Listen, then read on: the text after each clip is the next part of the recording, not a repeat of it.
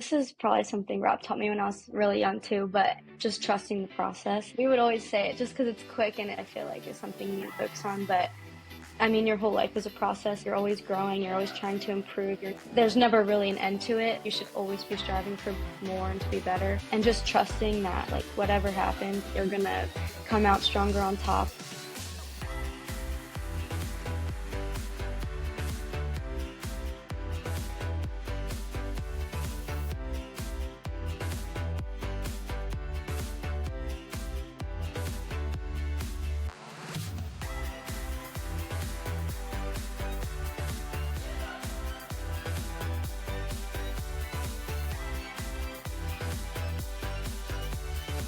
Hey everyone, welcome back to another episode of the NGA podcast. I'm your host, Rebecca Grady, and I am here with my incredible co-hosts, Dr. Ian Kreider, Rob Axelrod. So we have a special guest today, and her name is Sarah Saville.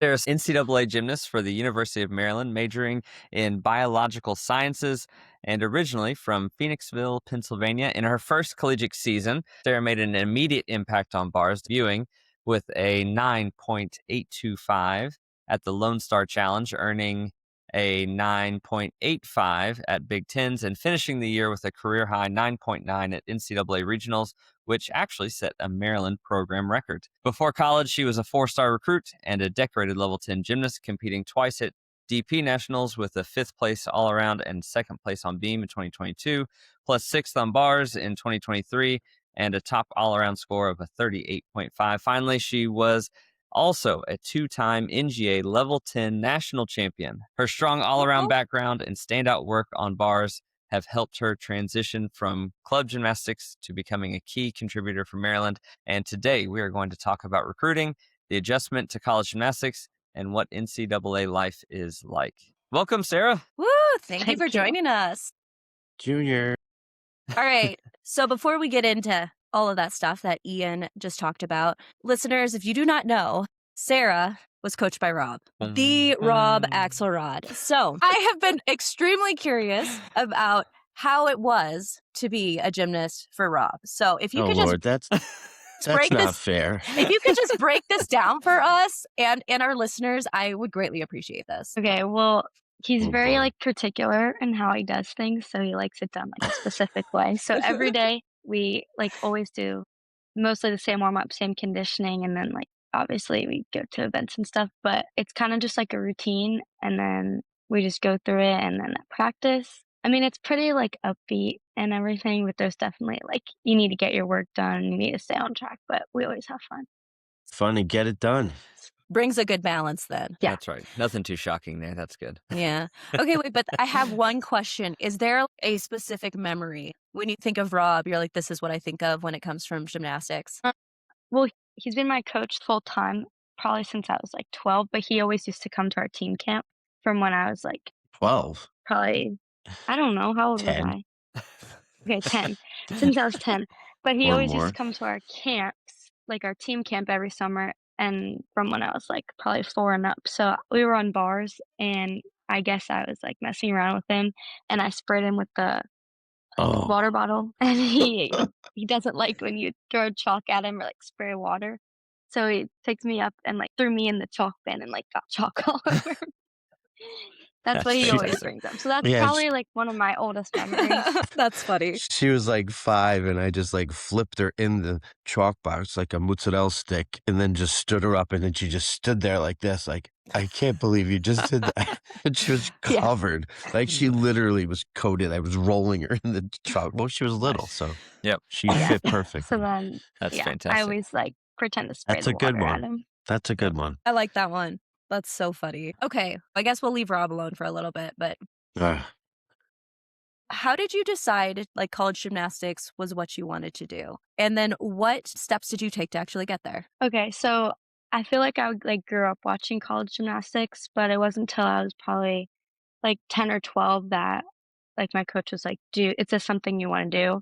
I guess they saw I was progressing pretty well in the gym, and I guess they just wanted to see if that was one of my goals. And I kind of had never thought about it before because I was so young, but I feel once they started asking me, I was this is definitely something I want to do. It looks so fun on TV, and I mean, I love the sport, so, like, I wanna keep doing it as long as I can. So, from there, I kinda just kept working hard until I was, like, about like, middle school, maybe, like, 7th, 8th grade, and we Rob took me to some showcases, so I just kinda went to a few, like, I wasn't in high school yet, I couldn't talk to any coaches, but just, like, getting your name out there is, like, kind of the first thing, and then when I did get to high school, I started, like, sending emails, posting on YouTube and Instagram, just, like, clips of practice, meets, and just continuing to, like, get my name out there and show what I'm capable of, and then from there, going to nationals, people just see who you are, and then they kinda can just reach out and answer once you're old enough, and you just figure out your best spot. Yeah. And how did you pick your school? I talked to, like, a good amount of schools. I kinda focused on which schools had, like, good academics. Like, I liked the location, and then, obviously, I liked the coaches and the team. I really liked the coaches because that was the first people that you talk to, like, on the phone. I thought they have, like, a great attitude about everything, and then when I came out to visit, I really loved the team, and that was, like, kind of the seller for me because most of the schools I talked to had great majors, they had great, like, locations, but, like, I felt like I could really click with the team and the coaches, and that was what's most important to me. It got a little difficult too, right? Because we were sending all of these Mhm. like videos and like from the coach standpoint, we have to make sure that we reach out before the kids can reach out and get all the different schools that we, talked about that she was interested in. But once you show up at nationals and depending on your ability, I mean, I think one summer we had like 9 different colleges, universities come in and it's like, she has the opportunity to see what they're like in practice, but depending on your age, you can't really speak to them. So you don't really know what their style of coaching is, but you get 9 to 10 different universities that, show up at your doorstep, coming to just watch your practice. And I think Sarah handled that like super, like it was so easy for her because she just did practice. And we had this easy little saying that we always said, don't try so hard, just do gymnastics. Yeah, that's awesome. I know for me, college gymnastics was vastly different than, high school because I was like the only level 10 in the gym because men's gymnastics obviously is smaller, right? I was the only level 10. The only one closest to me was like a level, I think, 7 and like 4 or 5 years younger than me.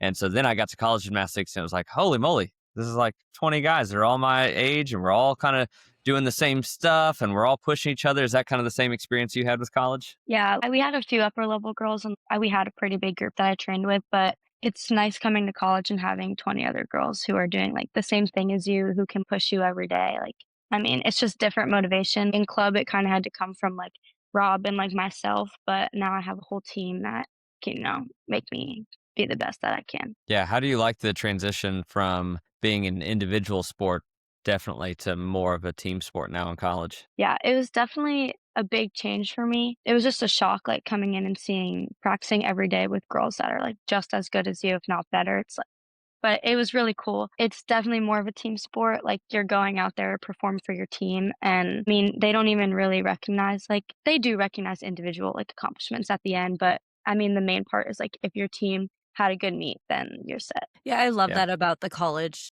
atmosphere, and that's what I've heard from a lot of athletes that the dynamic, the culture change when they go to college is just it's so different, and it really makes them fall in love with gymnastics more. It's like, I've heard a lot of people talking about how when they get to level 9, level 10, depending on when they enter that level, they kinda start to feel burnout a little bit, and then when they do go to college, they feel this revival of their passion or whatever it is Mhm. when it comes to doing gymnastics. When you picked Maryland, what was it about the team that really brought you in and you were like, "I wanna hang out with these girls"?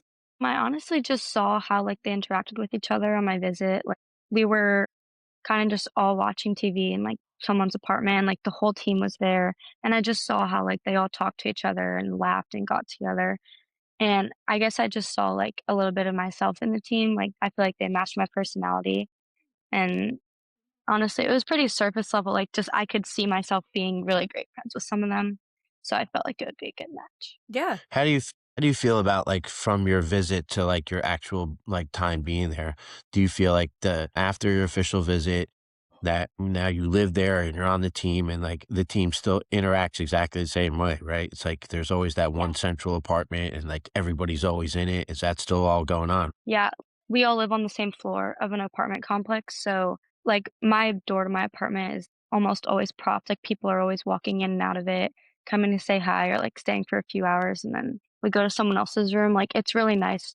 Everyone's always welcome, and it's just nice to have, like, 20 of your best friends, like, all right there. Yeah, I thought it was funny, like, the first time that we moved Sarah into her apartment, her mom and I, and then she was, like, in the middle of the floor. So, like, it was, like, the Mhm. centrally located room. It was, like I mean, it was a revolving door. These kids are popping in and out. I'm like, "Who is that? Wait, who is that? Where" and then I know that this year, like, she moved her room down the hall a little bit, but I kinda figured that your room would still be, like, the hub. Yeah. So if we see somebody pop in behind you, we'll know. Well, no, Yeah. in her room, but there's probably, like, Yeah. 3 people out there in the little Yeah, I common mean, my area. door's propped, but I close the room to my door, so if anyone There you go. comes in. Their door's always propped open. It's like it's never locked. It's like just, Yeah. Yeah, yeah, that's how it was with us too. It's like, oh yeah, so and so came over and we played Mhm. FIFA for a while on Xbox.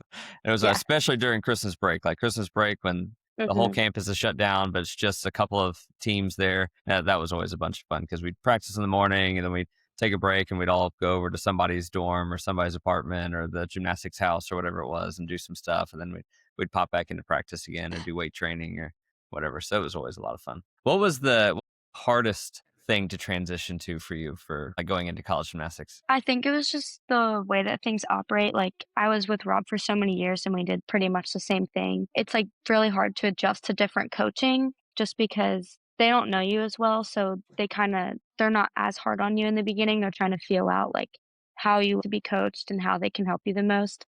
So that was definitely different just to be coached by someone different. Yeah. And then the practices are a lot shorter than club and you lift, so you need to, like, get your work done a little bit faster. It's like you don't really have time to rest, where in club, you kinda had time to, like, train all these different skills and, like, work on things in detail, like, it's definitely more of, like, getting your assignment done as fast as possible. Yeah. Do you feel like practice is a lot? Well, I don't know. And maybe it's not for Maryland, but do you feel like practice is less structured where it's more like, hey, here's your assignment, just ready, set, go, get it done. And we have coaches on these 3 events, or we have coaches that are in between these 2 events, and it's your job to get your stuff done? It's definitely like that, like, after season and then, like, a little bit in the preseason, but once we kick into major preseason and just season in general, like, it's definitely more structured. You Yeah. kinda have a rotation of events you go to, and then your assignment is there. Gotcha. So I wanted to ask if you do mental performance training in your gyms. A lot of schools have sports psychologists that they work with. How does your team maintaining that confidence and mental performance? That's okay. We have sports psychologists that, like, you can see individually if you need to, but every Monday we have Mindful Monday. Okay. So it's just like the first 10 minutes practice. We have one of our sports psych come in and they just do a quick exercise with us, like as a team, just asking like how our day was and a goal or like something quick like that. And then we have these days called walkthrough days, which is normally the day before a home meet where we don't practice and we just come into the gym. We do like a mental routine on whatever you're competing. And then we like meditate as a team. So we just like lay down, turn the lights off, and our head coach kind of just walks us through like structured breathing. Hmm. And then we also do like a visualization like that. Oh, I love that. So, Mhm. You just became Rebecca's favorite person in the world yes. because you're right up her alley there, Junior. Yes. Coach Becca's like, maybe I need to go visit Maryland. I don't know. I know. They already have tons of people to help them. But I'm like, if they want someone else to visit, I'm here. Yeah, there you go. But I love that. I love that it's structured into your program because I think that's so important. So do you feel like because you have this structured in that maybe your teammates and do you guys feel like you're able to manage your anxiety better? Do you feel like you see mental blocks popping up in your gym? I definitely think it's helped a lot, like at meets, just taking those nerves away, centering yourself, and like slowing your breathing and heart rate down right before you compete. I mean, I still get like a little nervous, but I definitely feel like it's gone down so much from club, just being able to take a second, visualize my routine, do like that right before I compete, and then like center myself right before I present. It has really helped me to be able to do my routine with all the details and exactly how I practice it. That's awesome. And yeah, right. You want to have a little bit of anxiety because honestly, that makes you Mhm. focus and makes you present in what you're doing. So I always think that's a great thing to still have. So if you have a really hard practice and or finals and all the stuff that you have to do in college, how do you reset yourself when you're going through one of those rough weeks Um, of let's see. Rob? Why are you laughing, Rob? Well, He may know something. I do. It's kind of different each time. I don't really have one thing that I go to, but I feel like on my way to practice, I'll like put my headphones on while I walk. I'll just listen to music and make sure that I'm like in the right mindset. And I try to leave everything at the door and just focus on practice when I'm there. Like school goes away, anything going on, like social life is just stopped at the door. And then once practice is over, like I can go back to it. But I try to make sure that the gym is just like strictly for gymnastics so that I can stay focused. Yeah. Nice. Great answer. I think lots of options are needed because every time it's different. Not the same thing's always going to work for us. So having those options is so important. And I'm guessing you learned the leave it at the door from Rob. Yeah. Yeah. I saw him like pumping, like he's like, yes, that's exactly what I taught you. Yeah. Yeah, it's super important, right? And if you take all that junk in with you to practice tanks. So it's I mean, good think about it. It's a good skill to learn. Mm-hmm. Right. I mean, they think about like the high school for these kids was like difficult. I mean, junior, what did you have? Like 4 AP classes senior year?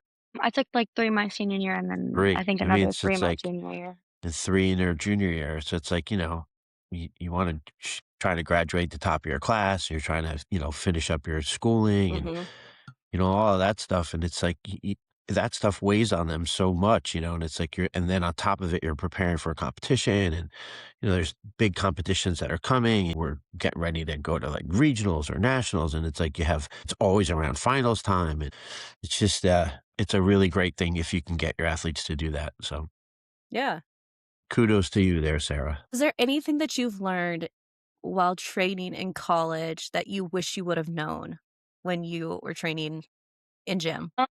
I don't know. I didn't necessarily like learn that. I guess I did learn it, but since it's so much more of like a team sport, I learned how to like cheer on my friends and have a lot of energy, but also take that like step away and be able to focus on myself right before my routine. Rob always told me that in club, but it was a little different. Like cheering, obviously, like you cheer in club, but it's just so different in college. Like how much energy you put in to like the person competing.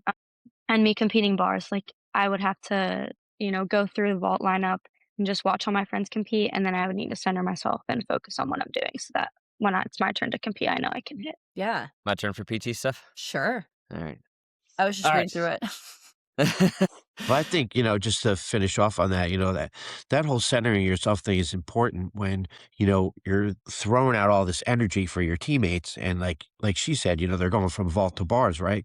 So you're really pumped up and you're really screaming and yelling. And I had always made it a big thing that you must get yourself like centered. Like you're up in 3 turns. You can stop cheering and put yourself off to the side and get yourself ready to go. Even if you're like facing a wall or if you're just like, you're not paying attention to what's going on around you. And we used to practice that often. And I think that they do a good job of that at Maryland too. Like they probably, or they don't probably, I know that they talk to them about it, but if you get a chance to watch Sarah on TV, and she's up in bar lineup and you'll see all these kids all around screaming out and you'll look off in the back corner and she's over there going through her routine, getting herself set. So it's like a big thing that it transitioned well from club to college, but I think in her university specifically, I think they do a good job of that with all of their athletes. Awesome. All right, PT, So, here it comes. Yeah. So with PT, like sports psych, usually there's someone on staff or, someone that works with your team. Do you guys have an actual physical therapist or only athletic trainers? We have an athletic trainer that's with us, like all our practices and meets, anything that's like structured with the university, but we also have a bunch of PTs that are always like on staff that you can go visit. You just have to talk to our athletic trainer first to get an appointment. Yeah. Okay. Cool. Yeah. Very cool. A little different than Division III. Anyway. Wait, did you not have a PT on staff when you're There was, even Yeah, though the guy we was had, the guy yeah. was outside and down the road and they had to go Right. find him. Yeah. Even though there was, for me, even though we had a PT school, like we had you could graduate Springfield College with your doctorate in physical therapy. There was no actual PT that worked for the school. Everything was only athletic trainers, which nothing about dogging athletic trainers by any means. They do some awesome stuff, but just the focus is different between PT and AT, and the way that we treat things and go about doing things is different just because of how we've been trained and what we focus on. It's just different. Do you have any favorite recovery tools? Anything that you like to do? Now, it doesn't have to be an actual tool. It could just be like, yeah, sleep works great for me. Whatever it is. But what's your best recovery method? What works good for you? What's kind of your routine? Sleep is definitely probably the most important for me. I feel like I sleep a lot. Like, I honestly do get like 8, not 8 or 9 hours every night because I Yeah, just need, I know I can't function off no sleep. And I feel like that helps with my recovery. Like, I'm not as sore a lot of the times, or if I don't get a lot of sleep, then I do wake up a little more sore. But other than that, I like doing like contrast in our like okay. ice bath and like heat bath. I don't really like the ice bath, but when you only have to go in for like 1 minute before you go to heat, it's not that bad. So I feel like that's really good for me, and I also like like venoms that we have. You just wrap it around like your back through your ankle, and it's just like heat and vibration, which I do like right before practice sometimes. Yeah. Hmm. Awesome. Very cool. Yeah, we had, and I guess back when I was in college, that was like the emergence of like lots of voodoo magic stuff. Basically, it Mhm, was, there was all like you go in and you'd get all the e-stim and ultrasound, and you get mhm. we even had like pinpoint e-stim that felt like a tattoo gun just Yeah. going into your skin, and yeah, there's all kinds of things out there that we were doing, and now that I look back on, 'em, I'm like, probably did absolutely nothing except for waste an hour before practice every day. But anyway, it's fine. That's coming right out of the doctor's mouth. That's right. That's Mhm. right. Okay, Gosh. Ian, I have a question about this. Yeah. What is the going ice to heat? Like she said, what does that do specifically? Miss Rebecca, we just did this last I night. know, but we didn't talk about Yeah. contrasting. The thing with contrasting is it just kind of is shocking your system a little bit and getting your blood pumping. Mhm.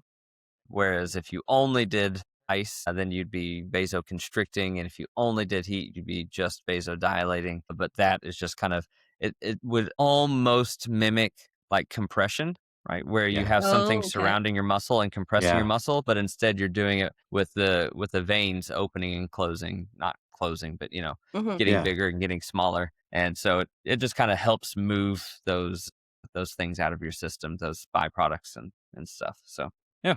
So this would be something after practice you would do. Yeah, yeah, after Okay. practice, and it wouldn't be as detrimental as just an ice bath like we talked about Yeah. during that episode where we talked about an ice bath would prevent you from building muscle effectively and that sort of thing. It wouldn't be as detrimental to you as that because you're throwing heat in there too, and it's more of this kind of constant like pumping of the muscle, Okay. of the byproducts out of the muscle. Let Yeah, maybe, Ian, you could probably touch base on that a little bit more. Like, for example, Sarah, don't you have something coming up like not right away, but like in the next month or so? There's a meet on a Thursday and they have to travel up to, I think, Philly, right, to Temple. And then that's on Thursday. And then, like, isn't it Saturday? You're like back down at GW or something. And then Sunday, like, there's a triple, right, on that Yeah. weekend? Yeah, we have like, I don't know what exactly our double weekend is this year, but last year we competed on a Wednesday and a Friday. So we had like a midweek meet, and then we had a day off, and then we had another meet right after that. Yeah. Yeah. Which is what I think that was the weirdest transition for college gymnastics for me was like going from 4 like regular season meets to just a meet every weekend. And Yeah. Mhm. and on the men's side of things, it was a little different because the meets are so spread out. Like where you have to travel is so far away, because they're back then there were a whopping 16 teams, I think maybe 17. Now there's 12. So anytime you travel, I think maybe 14 now or something. But anytime you travel, like it was, we drove 13 hours to William and Mary, or we drove Mhm. 9 hours to Annapolis for the Naval oh. Academy, or we, drove up to Army for 6 or 7 hours or whatever it was. And we never flew anywhere except for Colorado Springs for the Air Force Academy. So it was way different, and trying to get schoolwork done and recovery done. We didn't do I don't think I remember doing any like double like you were talking about where you had 2 meets in 1 week. But certainly we had some meets where you could qualify to a second day, or you could do like a finals or something. So yeah, it was a big transition. So what are some ways that you guys as a team handle meet weeks like that where you have to have 2 meets in 1 week? So I don't I don't know, basically, we only really have 2 double weekends, so it's, like, Yeah. pretty different, but, So, well, you I guess to narrow basically down my yeah. question to help you out here, do you guys use similar lineups, or are more people getting to change in and out of lineups on double weeks? We pretty much keep the same lineup. If some people have to come out like 1 or 2, Yeah. just for, like, keeping their body safe and, like, being able to recover a little longer, we do that, but for the most part, it stays the same. Yeah. And then do you guys have any like post-meet rituals? You guys all go out to eat to dinner together? Do you guys like all, take a dip in the Atlantic Ocean or yeah. Well, if there's an ocean Um, anywhere around, I random. can tell you right now, Sarah's going in it. There you go. yeah, I would go in the ocean, but honestly, we kinda like to relax the day before a meet, a lot of, Yeah. like, braiding hair and just getting ready for the next day, but we eat That breakfast didn't happen together. on the men's Oh, team for that's some right reason. up our alley there. All that hair over there. Yeah, Sarah forgot to tell you that she can braid hair so well because I taught her. Yeah, I imagine. With the goatee though, right? Yeah. Yeah, right, exactly. Nice. Good job, Rob. So I'm working with a ton of kids who are very excited and interested about going into college gymnastics. What would you recommend? Like, if you have anything that you're like, I wish I would have known about, or I think this is really important for younger kids to hear when they're considering college gymnastics, what would that be? Honestly, just to keep your options completely open and not to rush any decisions. A lot of the times it's like a big rush and like almost like a race, I guess, just to commit somewhere. But I would say to take your time and look at every school, even schools you might not even think you're going to like, but just give every school an opportunity and look into it. You really have no idea. Like all I knew about some schools was just what I saw on TV. And sometimes when you talk to the coaches and like actually go there, it's completely different. So I would just say to like, take your time and don't let them like rush you to commit anywhere or do anything. I would just say to move at your own pace. Yeah.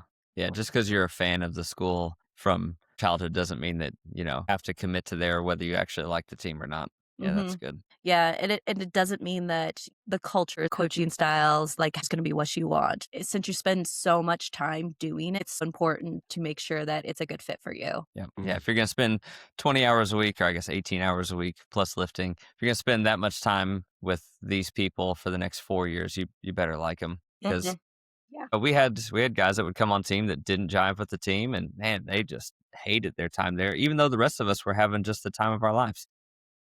So it's really important to find that culture that fits you. And if you had any advice on building mindset, I know that obviously around competition season, mindset is very difficult for a lot of our athletes. Is there anything that stuck with you that you've learned that you're like, I just think this is a really good thing that if younger kids could start working on this for their mindset, I think it would be really helpful, especially if they want to move to college. This is probably something Rob taught me when I was really young too, but it was just like just trusting the process.